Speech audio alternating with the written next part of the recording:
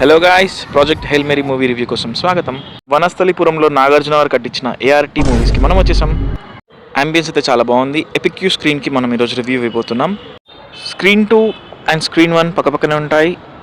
Digital 7.1 సౌండ్తో Dolby Atmos and laser projection ఫ్లాగ్షిప్లో ఉంటుంది. అండ్ టోటల్ అంబియన్స్ అయితే నీట్గా మెయింటైన్ చేస్తున్నారు. Screen 3 Dolby Atmos and screen 4 also Dolby Atmos with flagship maintain చేస్తున్నారు. అంబియన్స్ వచ్చేసి చాలా బాగుంటుంది. కంప్లీట్గా ఫ్యామిలీస్తో అయితే ఎంజాయ్ చేయొచ్చు. అండ్ ఇంటర్వెల్ టైంలో ఫ్యామిలీస్తో మీరు స్నాక్స్ లాంటివి ఏం తీసుకోవాలన్నా అండర్ మనకి 200-250 లోపలనే ఉన్నాయి. పిజ్జాస్ కానీ బర్గర్స్ కానీ like food, biryani, all type of items మీకు అవైలబుల్గా ఉంటాయి.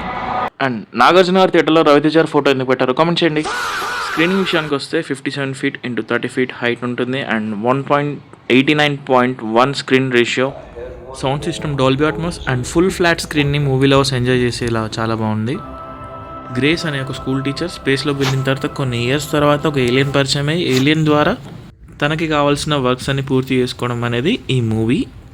కొంచెం మధ్య మధ్యలో లాగ్ అనిపించినా కూడా చాలా బాగుంది చూడడానికి. ఇంతకంటే ఎక్కువ రివ్యూ చేస్తే బాగుండదు. ఈ మూవీ మీరు చూసినట్టయితే కామెంట్ చేయండి అండ్ నా రివ్యూ ఎలా ఉందో కామెంట్ చేయండి. Thank you.